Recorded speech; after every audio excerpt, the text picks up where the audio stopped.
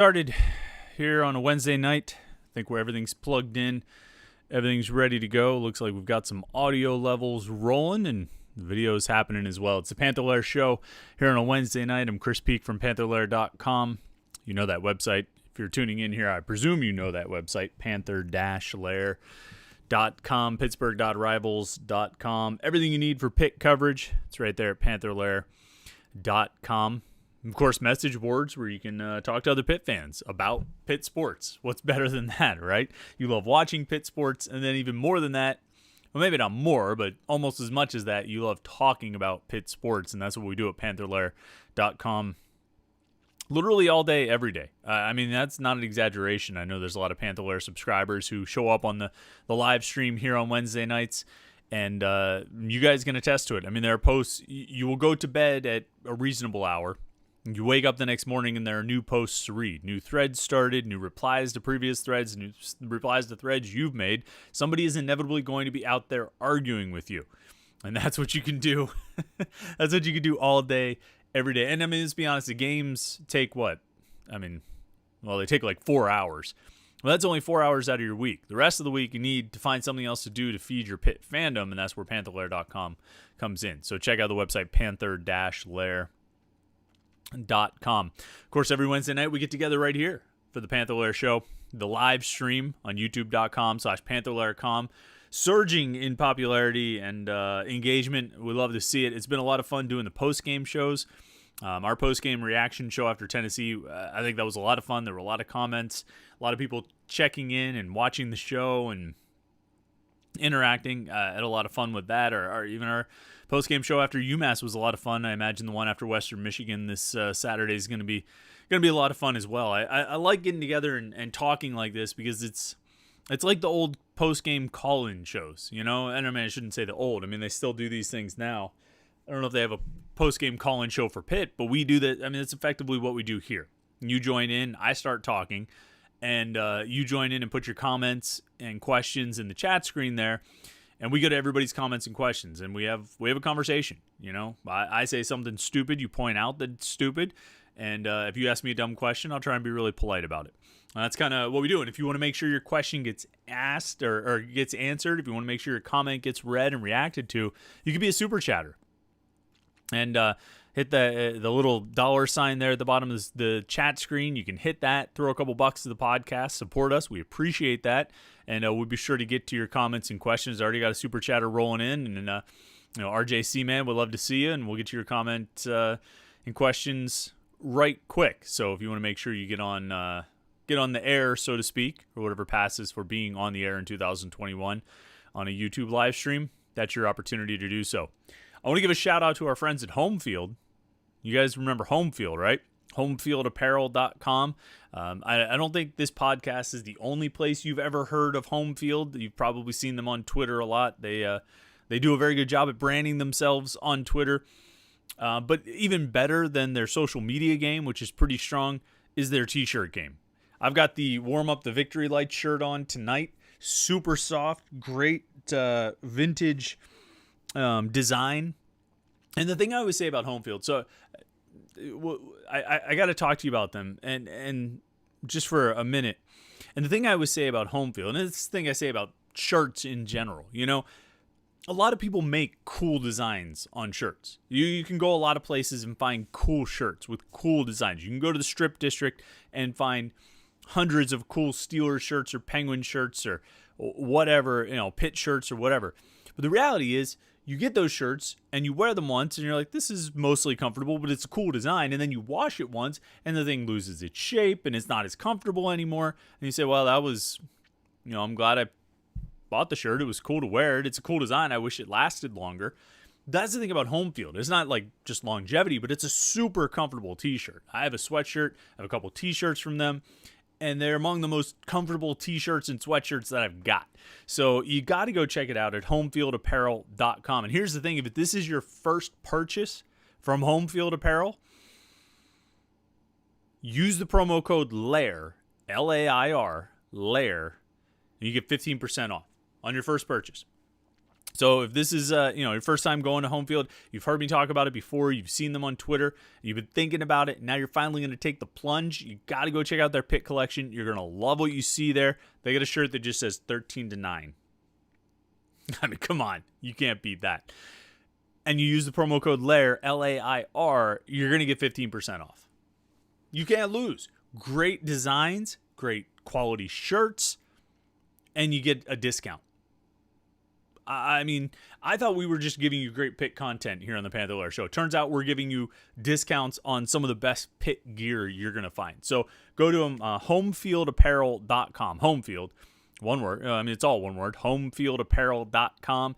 Go to their Pitt collection, and you'll have a hard time not buying at least one, maybe more of their shirts because they're just that good. So Homefield Apparel, go check them out. All right, so it's Wednesday night, a few days removed from the game at Tennessee, and I have to say, and this often happens, I feel like in the immediate aftermath of the game, you have 1,000 thoughts running through your mind, certainly during the game, and we always see that during the game thread on the Panther-Lair.com message boards where people make comments that they might later regret. Everybody has a lot of thoughts during the game. And you get after the game and you're trying to collect your thoughts, but you still got a million different things to, that guy, and that guy, and this play, and that play. And I think coming out of that game, right in the aftermath on Saturday, and I think you go back and rewatch the live stream, of the post-game show, of the Panther-Lair post-game. You read some of the comments in the chat section or on the message boards at Panther-Lair.com from the post-game, and there were mixed emotions, to say the least. There was a real feeling of, glad they got a win, but there were question marks and, things you didn't feel comfortable about. You didn't feel great about the defense with the missed tackles and the busted coverages. You didn't feel great about the lack of a running game. They go for less than 100 yards, as a team. There were a lot of things that concerned you coming out of that game. But I think as time has passed, the last 4 or 5 days have gone by since Saturday, I have to say those concerns, I've sort of stepped back from the ledge about a lot of those concerns. So, missed tackles. They had 17 missed tackles according to Pro Football Focus in that game. Most of them were on the linebackers, which is, the most veteran group on this defense. Probably, one of the most talented and deepest groups on this defense, although the defensive line is certainly making its case for the talented side. Those guys had a monster game. The defensive line is a unit, particularly Keyshawn Camp, Kalijah Cansey, and Haba Baldonado.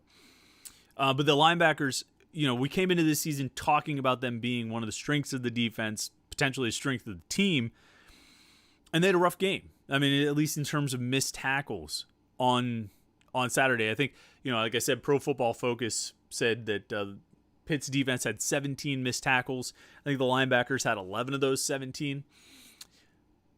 I don't expect that to be the norm. You know what I mean? I think that kind of goes against the grain of what we do expect from this defense and what we should expect from this defense. And missed tackles haven't been an issue for this defense for a few years. Now, you do have new guys stepping in there, particularly in the secondary. Damar Hamlin was a really short tackler. He didn't miss many tackles. Paris Ford, for whatever you want to say about him, didn't miss many tackles. I think Jason Pinnock was a really solid tackler. Overall, though, I think Pitt's defense in the last few years was really sound in their fundamentals, at least as far as tackling goes. So it strikes me as a bit of an anomaly for it to happen now and for it to happen this year and happen in that game. And it wasn't an issue against UMass either. I think I'm willing, at least for now, until we see it happen like 4 weeks in a row, I'm willing to say they just had an off game with the tackling. The coverages, I'm not quite as confident as I am about the tackling, but I'm pretty close. I'm willing to say, all right, let's see what happens as they go week to week to week. And they're going to face some more good quarterbacks. They're going to face much better quarterbacks than they faced on Saturday. Quarterbacks who are going to hit those open receivers if those receivers are open like that. Just looking down the stretch, obviously about Sam Howell from Carolina. What's his name? Brennan Armstrong at Virginia. 5 touchdown passes. on Saturday, he's looking real legit right now. So there's some good, and that's going to be a really interesting matchup to watch this Saturday when Carolina takes on Virginia. Armstrong versus Howell is going to be quite a matchup of quarterbacks, really a premier ACC quarterback matchup. And so those are guys who can take advantage of those busted coverages when they happen. And so Pitt has to clean those up. But kind of like I said after the game on Saturday, and I still believe it to be the case here, I think they came out of the game with some issues that need to be cleaned up, but they were correctable issues. I mean, when you watch the team in 2016, there might have been corrections that could be made, but they were getting outplayed. They couldn't play that style with the talent that they had. Now, we can talk all day about whether they should have adjusted the style to the talent, adjusted the scheme, and all this kind of thing, but I feel like the talent is still there in this year's defense. They had a bad game. I mean, in terms of making those mistakes. Now, I talk about them having a bad game. They basically gave up 3 touchdown drives. If you don't count a drive that started at Pitt's 2 after the blocked punt. Basically gave up 3 touchdown drives. Not great, but not terrible. They had 9 tackles for loss. They had 5 sacks. They forced a bunch of turnovers. And they closed the game down when it needed to be closed down. They had a goal line stand and an interception to turn away Tennessee's last hopes in the game.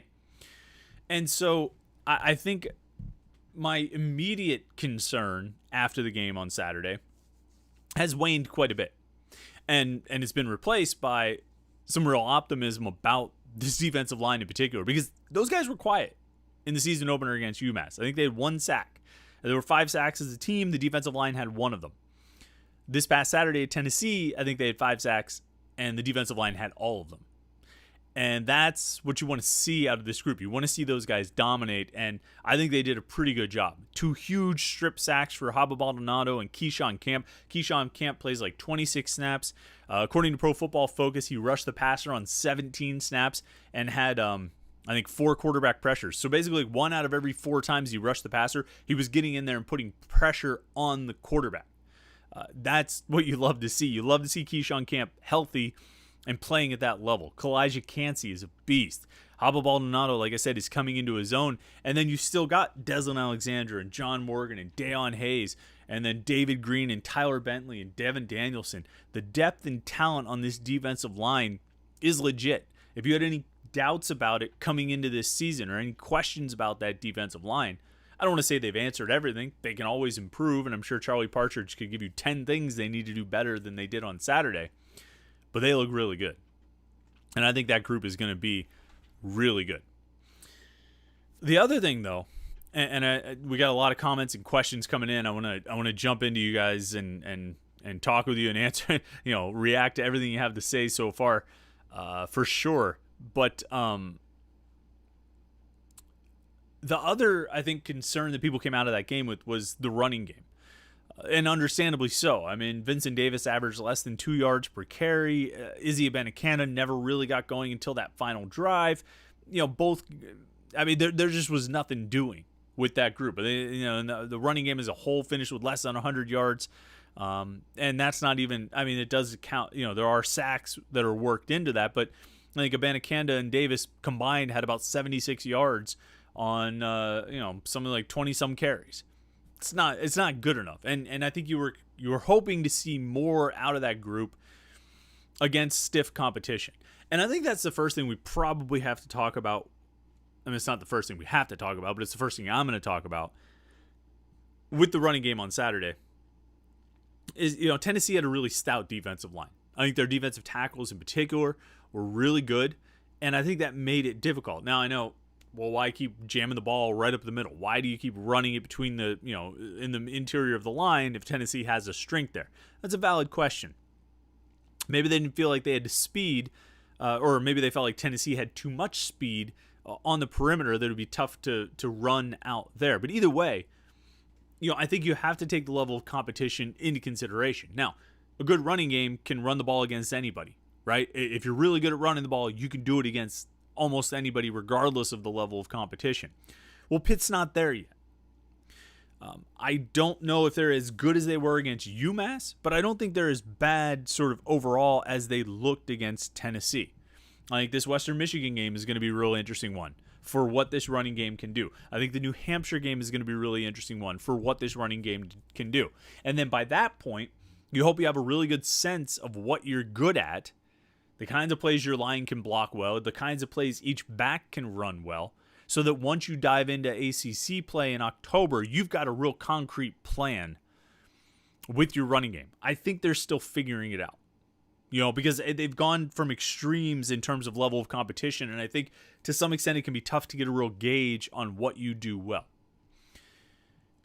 I think we all have our own opinions about who should be the main running back. They use 6 running backs against UMass. They only used 2 at Tennessee. Vincent Davis and Izzy Abanikanda were the only running backs who got on the field. Pat Narduzzi said on Thursday before the game that they had narrowed it down to 3. They were just going to go with 3 running backs. I presume that Rodney Hammond was the third guy there. It didn't matter. He didn't get any plays. Neither did A.J. Davis. Neither did Todd Sibley. Neither did Daniel Carter. It was all Vincent Davis and Abanikanda. I'm of the mind that Abanikanda is the best option. I think he's got the most. I think he's the most complete back on the roster. I mean, I've said this. If you've listened to this podcast before, if you've read things I've written on Panther-Lair.com, I mean, you've heard me talk about this. You know where I stand. I think Abanikanda is the man. Before the season started, I said there were 2 guys who are going to make a difference for this team, or 2 guys whose success, individual success, would most correlate with the team's success. I said there were 2 guys. I mean, aside from the obvious of Kenny Pickett, and it was going to be Lucas Krull and Izzy Abanikanda. And wouldn't you know, after Pitt goes down 10-0 and Tennessee pins them back at the 8, on the 4th drive of the game, Pitt comes out with Abanikanda for his first drive in the game, his first snaps, and they go 92 yards for a touchdown. Now, that's not entirely about Abanikanda, but they start at the 8. Kenny Pickett scrambles for, 7 yards or so. And then on 2nd and 3, Abanikanda runs for a first down. Pickett gets sacked on the next snap, and they throw it to Lucas Krull for a first down. I felt like I was pretty smart at that point, saying Krull and Abanikanda were the key. Those guys made plays to help get down there. Now, obviously, that was largely about Kenny Pickett. I mean, Kenny Pickett was the man on Saturday, and he had the most to do with Pitt's offensive success. But I just think Abanikanda is the best back on the team. I think he's got the best combination of size and speed. That thing we talked about before of, he's bigger than Vincent Davis, but he's faster than A.J. Davis. We talked about that when he was coming in as a freshman. I think he can catch passes. Vincent Davis is probably a better pass blocker. I mean, by all indications, that's sort of one of the separating factors. That's where Davis is ranked higher than Abanikanda, is in pass blocking. To my eye, everything else favors Abanikanda. So you got to be smart there. Can you trust Abanikanda in 3rd down passing situations? Can you pull him off the field every time you're going to need the running back to stay in and block? That doesn't seem feasible either. I still think he's the guy that gives your running game the most upside in terms of what he can do. In terms of being a workhorse back and a playmaking back to handoffs and catching passes. So we'll see. I feel like the next 2 weeks are still going to be a bit of a proving ground for the running game. Both the backs themselves individually and the whole operation, from the line and the tight ends, the backs, the quarterback, the receivers blocking out there, and Mark Whipple and Dave Borbely figuring out what they want to do with the running game. They're still going to be pass heavy. I mean, that's still going to be Mark Whipple's offense. That's what it continues. It's what it's always going to be. I don't think it's going to shift, sort of magically or even over the course of a season into something resembling. I wouldn't even go so far as to say a Sean Watson or Matt Cavanaugh Pitt offense, but even a Frank Cignetti Pitt offense. I think that's the ideal, that 2009 offense. Run the ball like crazy with a guy, with a playmaker like Dion Lewis, but also make plays through the air with your playmakers, with your Jonathan Baldwin and your Doran Dickerson. In this case, this year, I think you've got Abanikanda. I think you've got Krull. I think you've got Addison. And those are your 3 big guys.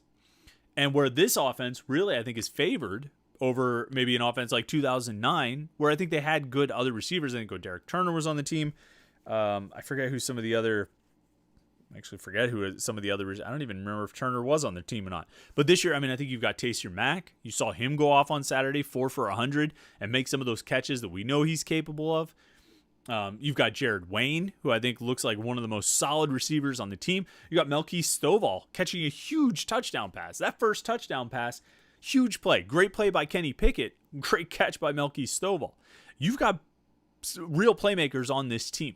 You've just got to figure out the best way to deploy them, and that's what these next 2 weeks are about. That doesn't mean you overlook Western Michigan.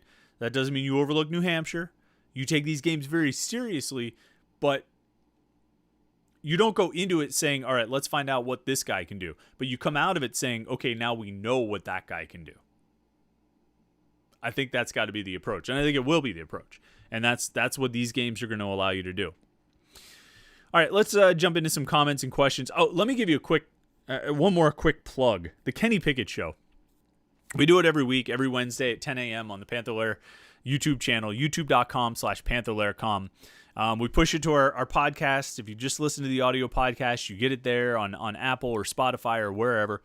I highly recommend it. I'm a big fan of it, obviously, because I think it's great content. But this week's episode in particular, I just thought was outstanding. Kenny talked a lot about, you name it. We talked about Taysier Mack and his bounce back game after maybe not being as good against UMass or making as big of an impact against UMass. He had a huge game against Tennessee. Big time performance. We talked about that touchdown pass that Jared Wayne threw and kind of the role that Wayne plays in this offense. We talked about trick plays. How do you maintain your composure? I always wondered this question, right? Whether it's like the Pitt special or I think Kenny told us that pass that Jared Wayne threw to Lucas Krull is called, the play call is Jared pass, right? You will line up, you walk up to the line of scrimmage, and everybody knows some goofy stuff is about to happen. Everybody on your offense knows some goofy stuff is going to happen. And it's the same way with like a fake punt or anything like that. Everybody on the field and probably most of the people on the sidelines know something goofy is about to happen. But you've got to try your damnedest to make it look like a normal thing is happening. And I always wondered about like, how much do you have to think really hard about making it look like you're not thinking too hard about it? So I talked to Kenny about that, and I thought his response was great. We talked a lot about his working relationship with Mark Whipple and how they game plan. I thought it was really good. It was one of my favorite episodes of the Kenny Pickett Show. So go to our YouTube channel, youtube.com/Panther-Lair.com, and check that out. Not right now because we're in this live stream, but go check that out. And as always, before we jump into the comments and questions, if you want to make sure you never miss one of our uploads, one of our live streams, or anything like that, subscribe to the Panther-Lair.com YouTube channel. If you click like during the live stream, that's cool too. I appreciate that. But you got to click subscribe. We got the button right there on the screen, right on the video. Click subscribe so that you'll get a notification for when we go live, so you won't miss a single live stream. All right, let's see here. Some comments and questions here. What do we got? What are we talking about today? Brock Madonic. Interesting game this week with two former Pitt players returning in Bryson Garner and Theron Coleman, as well as Brandon Honorable. Thoughts on this game overall? It is interesting that Garner and Coleman are both starting. I think Garner had an interception last week. Theron Coleman, I think, had a tackle for loss. They're both playing quite a bit. At Western Michigan, and good for those guys. Those guys were key parts, key pieces in Pat Narduzzi's first full recruiting class, that class of 2016. They were in that class with DeMar Hamlin and Maurice French and Chase Pine, who's still on the team, and Phil Campbell, who's still on the team, and it was a class that Aaron Matthews, a class that built a lot of hype for Pat Narduzzi. Coming off his first season, finishes the 2015 season, flips a bunch of guys from Rutgers in December of 2015, gets into January, he gets Keyshawn Camp, and he gets Rashad Weaver, and he gets Amir Watts, and he get earlier in there he got some guy named Patrick Jones. I don't know whatever became of that guy. And then he gets the signing day, he gets DeMar Hamlin, he flips him Aaron Matthews from Penn State. It was all this momentum, and Garner and Coleman were right kind of in the middle of it.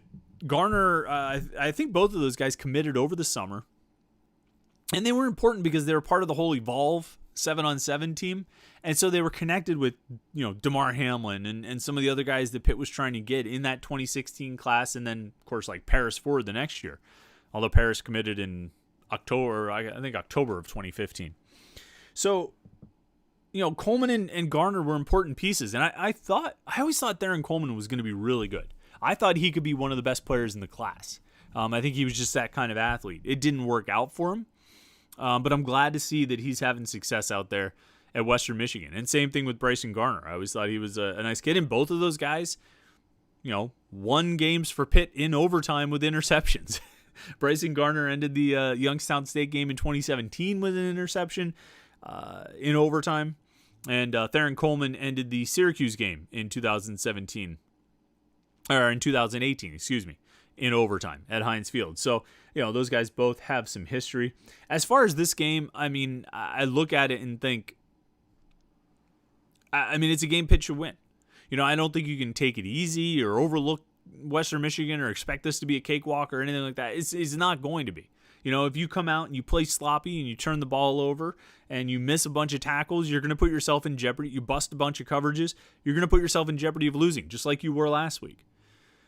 But if you play clean, you play sound, you stick to your fundamentals, do what you're supposed to do, you should win this game. Probably comfortably, I would think. And, I think they should be able to throw on this team. And eventually, defenses are going to have to adjust the pass, and I think that's going to open opportunities up for the running game. So I think they should be able to get their offense going. I would expect a more productive running game than they had against Tennessee. And I would expect Kenny Pickett to just, stay on the roll he's been on because he's playing really well. S. Max says, take a chill pill, Whipple haters. How about this? I had it written down. Darn it. 4 out of the last 6 games. 5 out of the last 6 games. 4 out of the last 6 games. Pitt has scored 40 points or more. 4 out of the last 6. And one of those 2 where they didn't was their Georgia Tech game where they scored like 34 and they still won. And I know that crosses over seasons and you can't really connect it that way. They, obviously they have a game against UMass in there. But 4 out of the last 6 games, that's pretty good. Florida State and Virginia Tech, and then the 2 games this year, and then the 2 games where they fell short. Again, it's Clemson, where nothing went right, and Georgia Tech, where they scored less than 40, but they still won. So I don't want to say that this offense has arrived or anything like that, but since the Notre Dame game last year, they've been productive more often than not. Roman, one of our legacy contributors here on the live stream. Roman, I remember you on the very first live stream we ever did back in like February of 2020 or whenever it was. Says, hey, Chris, great win and experience in Tennessee. The Southern hospitality was almost overwhelming. That being said, if Western Michigan comes out and burns this defense with a fake quarterback draw, pass to the tight end down the seam, I'm going to lose my mind. 7 years in the same place still beats this defense every time. Yeah.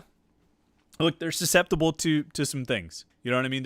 They are susceptible to certain things in this defensive scheme. There's no question about it. And, RPOs, we'll get them. You know what I mean? And RPOs to tight ends down the seam, we'll get them. The linebackers have to play that smarter. The tight ends have to play that smarter. They have to read their keys. They have to have a good plan on how they're going to defend an RPO. I don't know if Western Michigan's, I don't know if Western Michigan is, heavily predicated on that kind of thing. But why wouldn't you try to work it into your offense against this defense until they show that they can stop you? This defense is always going to be about, and this isn't necessarily specific to what Roman said, but sort of a general thing to keep in mind. This defense is always going to be predicated on the idea that we believe we can get to your quarterback before he can take that shot downfield and connect on a deep pass. We'll take our chances getting to you. We like our chances of getting to you better than we like your chances of completing a long pass. And that's always going to be, that's what this defense was always based on. And, it sort of works in tandem of the defensive line rushing and the defensive backs and the linebackers getting their hands on, the receivers and the tight ends and slowing those guys down and disrupting the timing enough to give the defensive line and linebackers, whoever's blitzing, time to get home. That's what it's always going to be predicated on. It's what it always has been predicated on. And sometimes it works. A lot of times it works. Most of the time it works. Sometimes it doesn't. And sometimes it famously, it crashes and burns in rather spectacular fashion. And that's back to Michigan State, that Baylor game, the Cotton Bowl, the last game Narduzzi coached with the Spartans. You go back to that game, and there have been plenty of occasions at Pitt where it has crashed and burned. Oklahoma State in 2017 is a great example. So, but that's what it always is or Virginia Tech in 2016. That's what it's based on. That's the premise. And if you have Rashad Weaver and Patrick Jones and, guys that are playing the way that they're playing this year, you're probably going to have success. You've just got to make sure everybody's doing their jobs, and some guys weren't doing their jobs last week at Tennessee. Super chatter jumping in, Michael B., one of our regular super chatters. We appreciate your support. Says, hi, Chris. If Pitt is undefeated until it plays Clemson and then gets blown out like last year, what would that say about Pitt to you? And would the season still be considered good up until that point? I mean, there's so many hypotheticals in there, Michael. I mean, if they go 6-0, if they start off 6-0 and get blown out against Clemson, boy, that would be disappointing. That would be a drop, and that would say something about where Pitt actually stacks up against the Clemsons of the world. But what do they do after that? You know what I mean? What do they? Okay, so let's say they start off 6-0, and then they get blown out by Clemson, right? What do they do the next week against Miami? What do they do the next week at Duke? What do they do against Carolina, Virginia, and Syracuse? That's what'll tell the story. It's almost never one game in the middle of the season that tells the story. I mean, you figure out the story of a season and the story of a team at the end of a year. And because any game can change the perspective on a team. You think back to these are extreme examples, but think back to a team like 2007 or 2017, where I think interestingly in both instances, the offense was pretty lousy, but the defense sort of steadily from start to finish of the season got better as the year went on. To the point where, and I think we sort of recognized it mid-late season of 2007, mid-late season of 2017, but it took the 13-9 game or beating Miami that year in 2017. It took those games to sort of hammer the point home of, look, this is what this team actually is. So even one game can change it, but it changes it sort of at the end of the season. The Clemson game is not going to make or break this season. I mean, in your scenario, they go 6-0 and then they lose to Clemson. Well, all right, what happens in the other 5 games? If they go 6-0 and beat Clemson, but then lose the final 5, then the Clemson game means a whole lot less, right? It's a 12-chapter book, 13-chapter book, 14-chapter book, whatever it is. It's not just one. And so even like this game, yeah, I mean, I think that was probably why I bristled a little bit at the idea of Tennessee was a must-win game or something like that. Well, no, it wasn't. It was one game out of 12. And it was a big game. It was an important game. It was a road game against an SEC opponent and Power 5, and we know all those storylines. But it was still just one game out of 12. And winning that game doesn't matter if you lose the next 10. Losing that game doesn't matter if you win the next 10. And then, there was even a post on the message boards this week of, well, this Western Michigan game is going to tell us a lot about who this team is. Well, yeah, it'll tell us something. But will it tell us more about who this team is than the Tennessee game did? Will it tell us more about who this team is than the Virginia Tech game does? They're all parts of the story. And so I'm going to try not to ever get too hung up on one game. Last year, the Notre Dame game, a real rock bottom feeling moment. I wasn't sitting there saying, well, the Narduzzi era is done. It's time to move on. You got to get rid of Narduzzi. So let's see. Let's see what happened. Not that I was going to ignore it or anything like that, but you still had more games to play. You get to the end of the season, and then you render your judgment and your verdict on who the team was and what the season was. And I still define last year more by Boston College and NC State than I define it by Notre Dame. Even though there's some real storylines in there with the Florida State and Virginia Tech games of a team responding to adversity. I mean, think about the Florida State game. They go down there. This is after Paris Ford leaves the team. This is the week after, or 2 weeks after, I guess, because I think they had a bye. 2 weeks after the Florida State, or 2 weeks after the Notre Dame game. And, I mean, morale is at an all-time low. You know, I mean, it really was a rock-bottom moment, and it started off really poorly. And they go down and put in a really good performance, a team performance, and get a good team win. The next week, they've got all these guys out due to COVID against Virginia Tech, and they just throttle the Hokies, just destroy them. You know, and that told as much about that. That told me as much about this team, or the 2020 team, as the Notre Dame game did. So, you know, I don't know. I'm pretty lame, I think, when it comes to sports talk radio and that kind of thing. You know, we're not going to get the phone lines lighting up with that kind of thing. I mean, we don't even have phone lines. I don't even know. Here's my phone. Nobody's calling. But you know what I mean? Like, I'm not going to I'm not going to get all the phones aren't going to get ringing. This is why I always wasn't very good on the fan, because it just couldn't come up with the good hot takes to get everybody fired up. Anyway, all right, let's keep moving here on the conversation. Josh Newark says, in the past, Pitt loses the Western Michigan game, but I don't think so with this team. Too much experience to fall into that trap. Pitt just might be something to go down 10-0 on the road. You know, I don't know if in the past Pitt loses the Western Michigan game. Pat Narduzzi's been pretty successful against these non-Power 5 opponents. He's got 2 losses, UCF in 2018 when they were in the top 15 or top 10 or whatever it was. And then Navy in 2015 in the bowl game. They were also ranked top 25, top 20, top 15. I forget exactly where they ended up. But, you know, Narduzzi has done well. Paul Chryst, obviously, he lost to Navy when Navy was not ranked in the top 20. He lost to Akron. He lost to Youngstown State. Dave Wanstead had his share of clunkers. You know, Bowling Green and Ohio. Walt Harris, of course, had the Toledo disaster. Among other hits. Narduzzi has generally avoided that. I think he's done a good job of getting his team ready. They've had close games against those opponents. They needed overtime against Youngstown State. They were close against Marshall late in the 2016 game. Obviously, the Delaware game in 2019, they overlooked that one pretty considerably, benched a lot of guys or rested a lot of guys because UCF was a pretty physical, bruising game a week earlier. But I think Pitt has done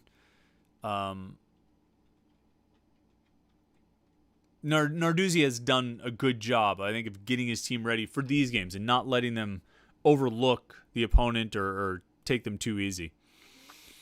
Anthony Tennyson says, what's up, Chris? We got a nice win, but it's frustrating to me that Izzy is their best running back and they don't want to feature him. Yeah, I don't know. I mean, I think, like I said, I think he is too. That's my opinion. I think Abanikanda is their best option at running back. I think he's the guy who can do the most for them. I think he's the most complete back on the roster. He would be the guy I would feed a lot. He's the guy that I would put out there. But, you know, I think Vincent Davis is not without usefulness, I guess would be one way to say it. I think he is, you know, from everything I understand, he is the better pass blocker of the two. And I think he can still make things happen as a running back as well. I just personally think Abanikanda is better. So I'm kind of with you, Tony. We'll see what happens. You know, I really think these next two games, my expectation is they'll go into October with a pretty clear 1-2 hierarchy of those two backs. Brock Madonic asks, saw this on the board, so I won't take credit for it, but if College Game Day were to come to Pitt, who would be your guess for the guest picker, or who would you like to see as a guest picker for Pitt? Josh Newark actually replied to that, said Lance Riddick with his ESPN connection. Luke K says Larry Fitzgerald. I mean, I think, you know, any of those guys. I mean, I think I don't know. I was trying to think about this. Lewis Riddick. I'm sorry. It was Lewis. I don't know why I said Lance. Lewis Riddick would be a good option because, yeah, he's already affiliated with ESPN, and I think he does a good job representing Pitt. I mean, it'd always be fun to get Mark May back out there. You always like to see Mark. I don't know. I think this is inspired because they had Ashton Kutcher, right? And he's a big Iowa guy. And so they had him picking over the weekend. I don't know if there's a Pitt affiliation. Yeah, I don't know. Louis Riddick probably would be a good option. Larry Fitzgerald would be cool. Aaron Donald would be cool. But I mean, I don't know if those guys, I don't know if Aaron Donald's schedule allows him to clean that up. Or to clean that up. I'm reading another comment. I don't know if his schedule would allow him to be there to pick, be the guest picker on College Game Day. But look, we're getting way ahead of ourselves, right? College Game Day. Let's see here. RJ Seaman 38, one of our super chatters says bubble screens and poor starts in both halves should alarm all Pitt fans. At what point will Narduzzi tackle the elephant in the room? Time of possession was based on tempo of Tennessee. Nothing Mark Whipple created. Time of possession is one of those stats that we talk about a lot. I talk about it a lot. I look at it a lot. I compare teams on it a lot. It doesn't mean as much as it did 20 years ago. I always, one of the example I always remember is 2009 when Pitt played Cincinnati in that de facto Big East championship game, the season finale at Heinz Field. And I remember looking at the stats, and Pitt was really good in time of possession, and Cincinnati was really bad in time of possession. It was totally based on style of play. Look, would you sacrifice the benefits Pitt gets from going up tempo in order to gain an advantage in time of possession? No, you would want them to move at the pace where their offense can be successful. And if they can take advantage of something in the opposing defense by going with a hurry-up offense, then I think you want to do that, even if you lose something in time of possession. As far as the bubble screens, I think there is some element of Mark Whipple that feels like that can take the place of an effective running game. I think we would all like to see them just have an effective running game and sprinkle in the screens when the matchup or the look from the defense permits it or encourages it or accommodates it. But otherwise, I don't, I don't know. I get frustrated when I see him too. I really do. Let's see.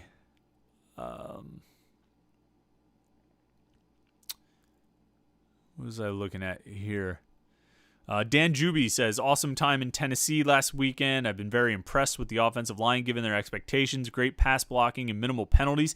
Yeah, I think they've been pretty good in pass blocking. I think they had a real challenge as far as running, at Tennessee. But I think they've been really good in blocking for Kenny Pickett, giving him time. I think Pickett was able to pick apart the Tennessee defense. I think that's a big part of the reason he had success is because he had time back there. And, I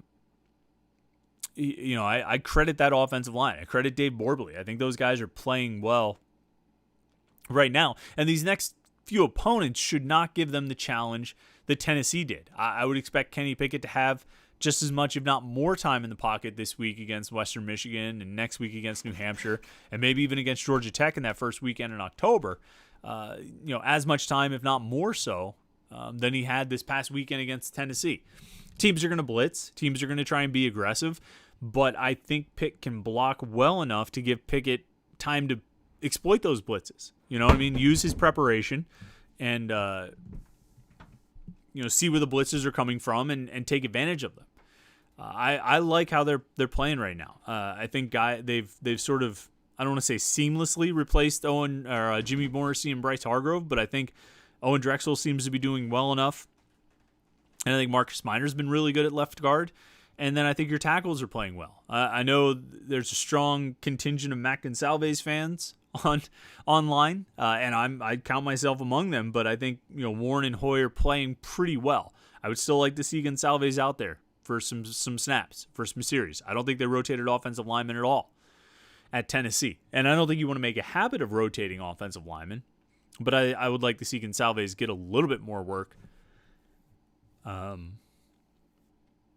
Just because I think he can be really good.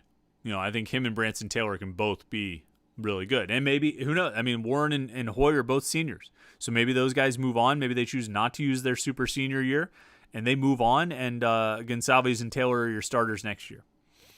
I would guess at least Warren goes, because I think he's got a real good chance to get drafted, actually. And, I don't know what Hoy will do. I don't know what Gabe Hoy would choose. All right, let's see here.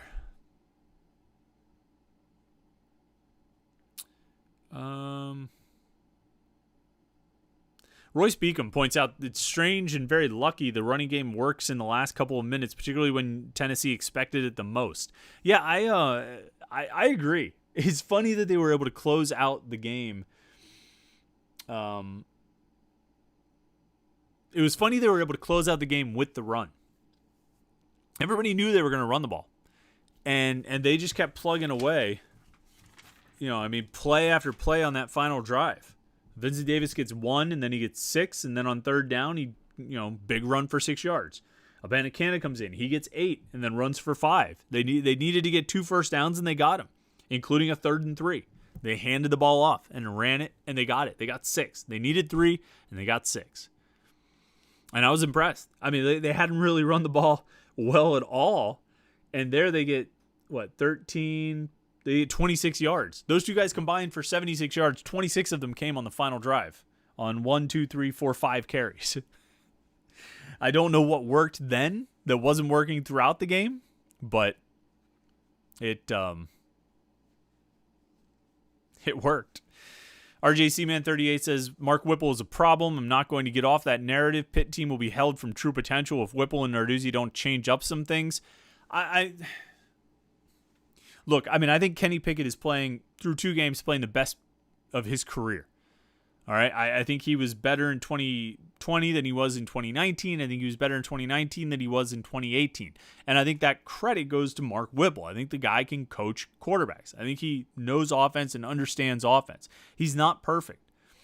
I don't, personally, I don't think he's committed enough to the running game.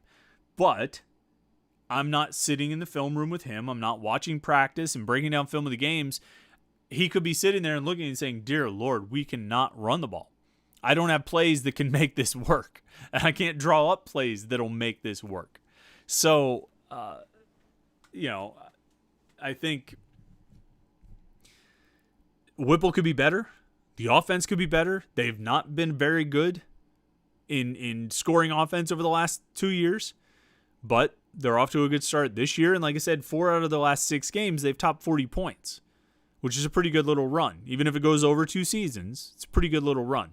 So let's see what they're able to do. I don't think he's ever going to have the running game that most people in Pittsburgh want Pitt to have. I think we're all conditioned to want that strong running game, and for good reason. It seems like a pretty good path to success, But in lieu of that, they've got a pretty potent passing game with some good weapons and a quarterback who's playing at a really high level.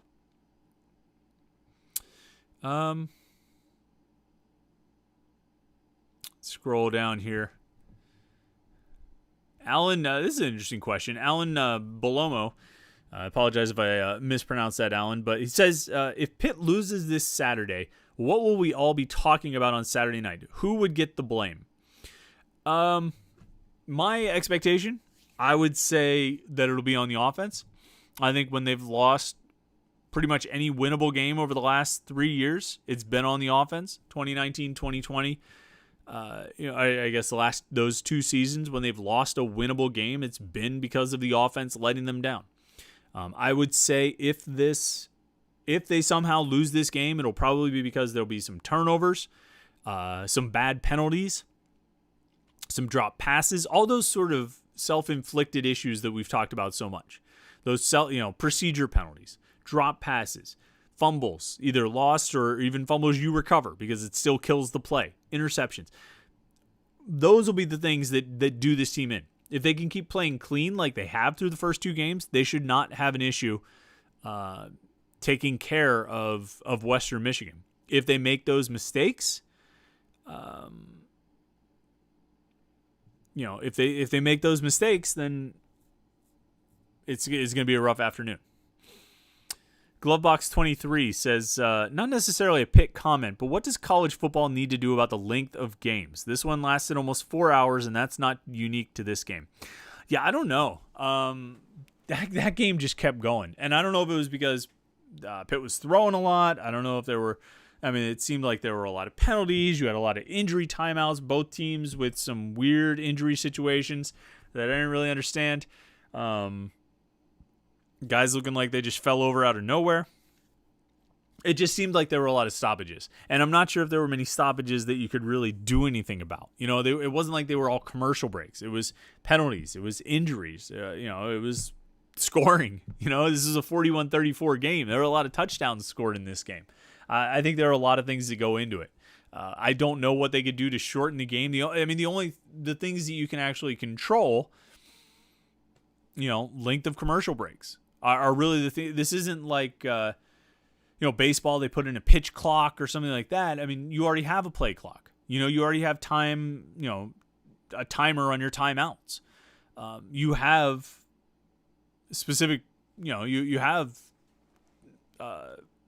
those sort of restrictions already in place. So, the only way you could really, the only thing college football could do to shorten it, other than taking away some of their penalties, or shortening some of the reviews, because I think there were some reviews, there were at least 2 reviews, right? Or were there 3 in that game? You would need to cut out your commercial breaks, and that's definitely not going to happen. Brock Madonic asks, thoughts on John Patrician throughout these 2 games? I thought he was better in the first game than he was the second game. He was still productive in the second game, the Tennessee game. Let me see if I have, I think I have a stat sheet here. Patrician, 5 tackles, 0.5 tackles for loss. Pro Football Focus had him with a handful of missed tackles. I thought he was a little more sound. Obviously, he made a bunch of big plays in the backfield against UMass. But I think what you saw on Saturday at Tennessee, you really saw them hone in on a 2-deep at linebacker, with Servassier Dennis and Wendell Davis at middle linebacker, and then, outside linebackers with, Cam Bright and Phil Campbell and, Patrician and Chase Pine. And I think that rotation is what we'll continue to see. I think Bright and Dennis and Campbell will continue having the most most snaps on the team, with Patrician, Davis, and Pine behind them. And that seems like a pretty good rotation to me. I think Patrician has fit in better in that, rotation than I expected him to. But I've been impressed. I think he's played well. Let's see here.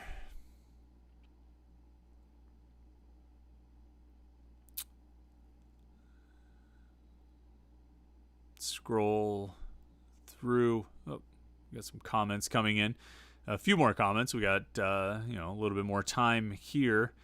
What do we got? Byron Flex says it's all about October 15th to November 11th. Virginia Tech, Miami, Clemson, UNC. To get to 9-3, Pitt needs to win 3 of 4 of those games. It's unlikely. Conversely, lose 3 of those 4, and the wheels come off. Can they win 3 of 4 against Virginia Tech, Miami, Clemson, and Carolina? I don't know. That's a tall order to win 3 out of 4. I don't think they need that to get to 9-3. I think you get that Tennessee win under your belt. Assuming you don't do anything stupid the next 2 weeks, you're going to be 4-0. They should beat Georgia Tech. They should beat Syracuse. They should beat Duke. That's 7, right? So that means you just need 2 more wins out of Virginia Tech, Virginia, Miami, Clemson, Carolina. What am I missing? My math is screwed up here somewhere. But you see what I'm saying, though? So I think by beating Tennessee, they put themselves in position to go 4-0. And then you add in, if they take care of business against Georgia Tech, Syracuse, and Duke, which they should, all right, now they're 7-0, and they've got 5 games. They need to win 2 to get to 9 wins. And you would be in that position with 7 wins without having to really punch above your head all that much. You know what I mean? You wouldn't need to log too many upsets, I think, to win those 7 games. So then your other 2 wins have to come from Virginia Tech, Miami, Clemson, Carolina, or Virginia. So, I don't think you need to go 3 of 4 out of that group of 4 that you mentioned, Byron, of VT, Miami, Clemson, and Carolina. You'll need to win 2 of them, though, or at least 1 plus Virginia. So there's a lot of different ways that can go, and it's interesting too because we're 2 weeks into the season, and you're seeing Virginia looks like it might be a real challenger in the Coastal Division this year. Carolina, questionable. This game on Saturday, Virginia Carolina, the winner of that game is going to be if Carolina loses, they'll already have 2 conference losses, 2 division losses, and they're going to be really behind the 8 ball. They're going to need to win out in the division if they want to have a chance, because they're not going to win the division at 5-3. So with 2 losses already, they can't lose. Again, if they lose to Virginia, they'll have 2 conference losses. They can't afford to lose another one. So this is going to be a really interesting game to watch. You should keep an eye on that one on Saturday. Let's see here.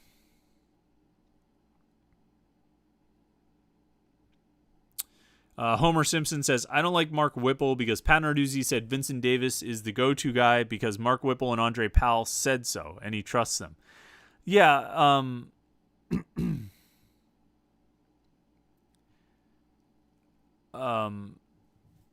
I think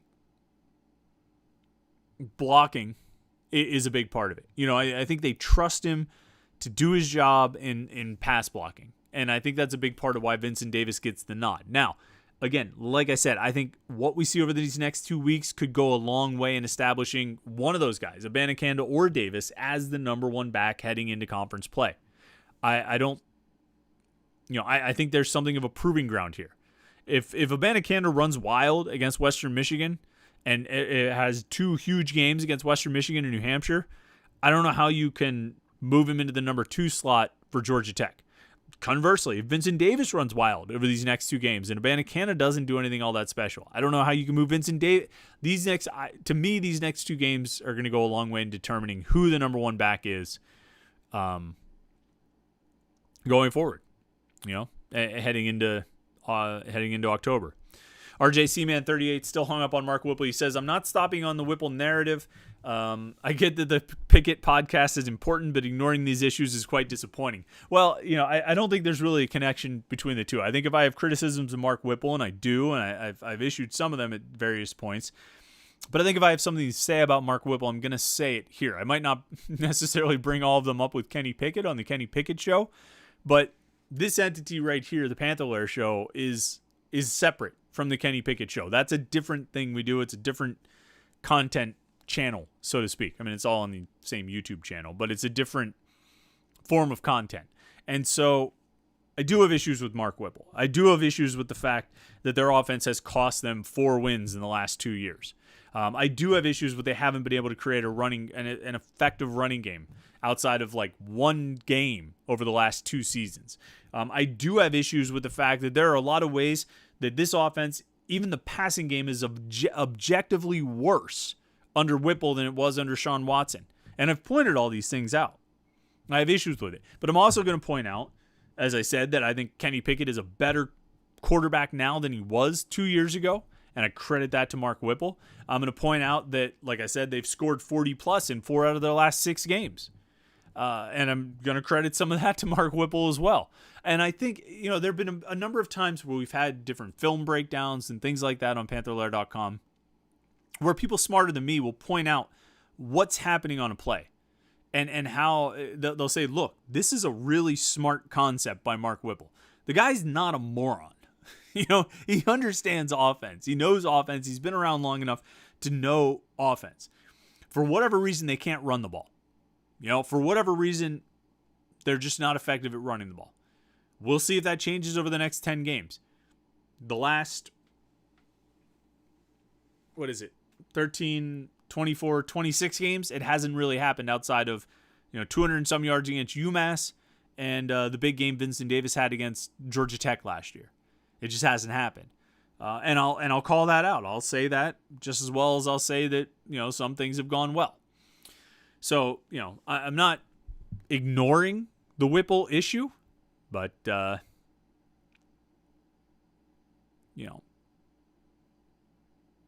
that's, I'm not ignoring the Whipple issue, but, I think there are a lot of topics to discuss. I guess I would say that. All right, couple final questions here. Luke K., would you consider the Georgia Tech game a look-ahead game with Virginia Tech next on the schedule, but with a bye week before the game? I don't know. Like, do you mean, do I think it's a trap game? I don't think so. I just think I just haven't seen, again, aside from maybe the Delaware game in 2019, I haven't seen Pat Narduzzi's teams fall victim to the trap game. I haven't. And he hasn't had to hang mouse traps around the facility like Dave Wanstead did back in the day, hanging mouse traps down from the ceiling all over the facility in the South Side. He hasn't had to do that. They've avoided it. And so I haven't, I just haven't seen it. And so until we see it really happen, I'm not going to count on it to happen or expect it to happen. Let's see here. All right, last question. Chris J says, Mark Whipple gets a lot of hate. Who is the greatest villain in the history of the message board? I mean, pick a day, Chris. Pick a year, I mean, after the Sun Bowl, it wasn't Matt Cavanaugh because he got fired, but it was Bill Stahl because he was still coming back to be the quarterback again. Now, if you're just talking about, like, Pitt people, because, I mean, there's always, like, Tom Bradley, Joe Paterno, Rich Rod, there's always the rivals that you hate. But if you're talking about Pitt people who were villains for the Pitt message board, they were pretty mad at Bill Stahl. I mean, you remember in 2009, as Pitt's building a 10-win season, Bill Stahl is getting booed at Heinz Field, and his parents have to leave their seats, and it's on ESPN and all this stuff. I mean, a lot of that was real. So, Tino Sinceri is another one. He's a pretty big villain on the message boards. Coach-wise, Todd Graham, right? That's a pretty obvious one. I would say Todd Graham was pretty high on that list, but those are some of the ones that come to mind, at least from recent memory, 15, 20 years, the last 15 or 20 years. Pitt fans hated Paul Rhodes for a long time because they felt like he didn't play defense the way they wanted him to play defense, and until about 2007 or so, and they played defense really well because they had a really good defensive line. It's amazing how that connects. But all right, I think that's about it for tonight. RJ Seaman 38 points out. Steve Peterson. I mean, that's the villain of all villains. Good call on that. I was thinking about just people associated with the basketball program, or football program, excuse me. But if we expand to the rest of athletics, I mean, you've got Steve Peterson. People seem to hate Scott Barnes pretty considerably, Kevin Stallings, but Peterson is probably the biggest name there. He's the alpha and the omega, I think, when it comes to that particular conversation. All right, stay tuned to Panther-Lair.com throughout the week. Of course, lots of great Pitt content, lots of great Pitt conversation. We'll have a game thread going during the Western Michigan game, so you can keep up and talk with other Pitt fans as that thing's going on. So make sure you go there, Panther-Lair.com. Homefieldapparel.com. Use the promo code LAIR, L-A-I-R, for your first purchase. You get 15% off. Some of the best Pitt shirts you're going to find. The design is awesome. The quality is high. And it's just really, it's about as good as you're going to find. LAIR is the promo code LAIR. Use that at homefieldapparel.com to get some great Pitt shirts. Check out the Kenny Pickett Show on our YouTube channel. Subscribe to our YouTube channel, youtube.com/Panther-Lair.com. Subscribe to the YouTube channel so we can, always stay in touch with you. When we release a new Kenny Pickett Show. When we go live, like tonight, every Wednesday night at 8:30. If you forget about it, you'll get a notification letting you know that we are going live. Same thing on game days. Look, this week's game, Western Michigan, it's a noon kickoff. I don't know what time we're going to start the post-game show. 6-ish, probably around 6, 5:30, 6 o'clock, somewhere around there. You don't want to wait around just watching my Twitter all day. Subscribe to our YouTube channel, youtube.com/Panther-Lair.com. You will get a notification when we go live, so you don't miss it, right? You can't lose. I mean, that's the winning combination right there. So, and we will do that after the game. We'll get together and have a beer and talk about Pitt Western Michigan and see what you guys think about this game. Pitt should win is my expectation. We'll see what they're able to do. So thanks again to everybody who tuned in here on a Wednesday night. Thanks everybody in the live chat. Thanks to the super chatters. We appreciate you guys big time. And, thanks you for listening to the podcast during the week, if that's how you catch up with us. Had a lot of fun as always. We'll be back on Saturday after the game for the post-game reaction show. And then, of course, we'll have our regular Wednesday night show every week 8:30 for the Panther-Lair Show. Thanks again for tuning in. Appreciate it. Have a great rest of the week. We'll talk to you on Saturday.